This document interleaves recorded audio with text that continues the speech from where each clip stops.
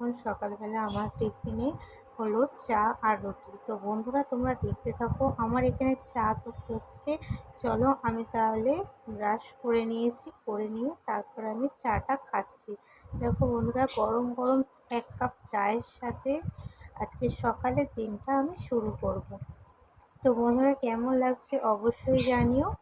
আর দেখো আমি চা নিয়ে নিয়েছি। তো এবার চলো আমি নরম নরম রুটির সাথে আজকে সকালে মজা করে ব্রেকফাস্টটা করে নিই। দেখো বন্ধুরা, চলো আমি খাচ্ছি, তোমরা দেখতে থাকো। কেমন লাগছে ভিডিওটা জানিও। আর দেখো কত সুন্দর তুলতুলে একদম রুটি, দেখো চায়ের সাথে ডোবালাম আর মুখে নিয়ে নিলাম, এত টেস্টি কি বলবো। তো বন্ধুরা তোমরা কি কোথা থেকে দেখছো অবশ্যই কমেন্ট করে জানিও। চলো আমি তাহলে এবারে রান্নাটা শুরু করি।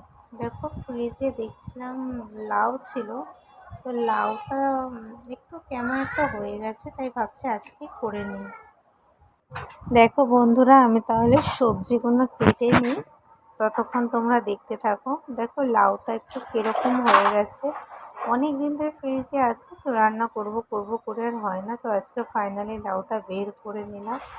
তো আমি এখন লাউটা কাটছি, চলো আমি তাহলে ততক্ষণ কেটে নিই, ঠিক আছে? তোমরা দেখতে থাকো। দেখো আমি লাউ ডাল বানানোর জন্য প্রেসার কুকারে একদম সব রকম মশলা কাঁচা লঙ্কা দিয়ে বসিয়ে দেবো। তো কটা সিটি নিয়ে নেবো, 3টে সিটি মারবো। আর লাউ ডাল করছি, আর এখানে দেখো ঢ্যাঁড়স আলু দিয়ে ভাজা করছি। তো একদম সিম্পল মেনু আছে, লাউ ডাল আর ঢ্যাঁড়স আলু ভাজা।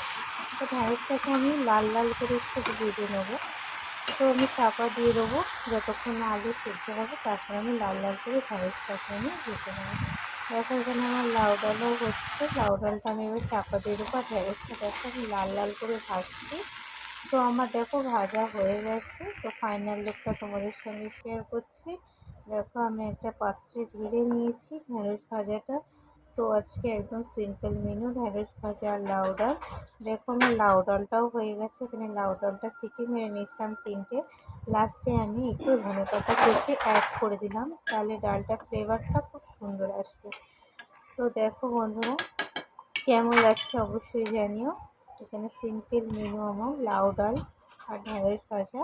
তো ডালের সাথে একটু পাঁপড় ভাজা হলে তো জমে যাবে।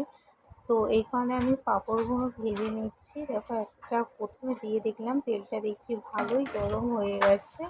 তারপর চলো আমি পাঁপড়গুলো তাওয়াতে ভেজে নিই। আর আমার ছেলে তো এই পাঁপড়গুলো খেতে খুব ভালোবাসে, এই কারণে ওর জন্য আমরা স্পেশালিটি এই পাঁপড়টা আমরা ঘরে রাখি, কারণ ও একটু ভ্যারাইটিস পাঁপড় খেতেই ভালোবাসে।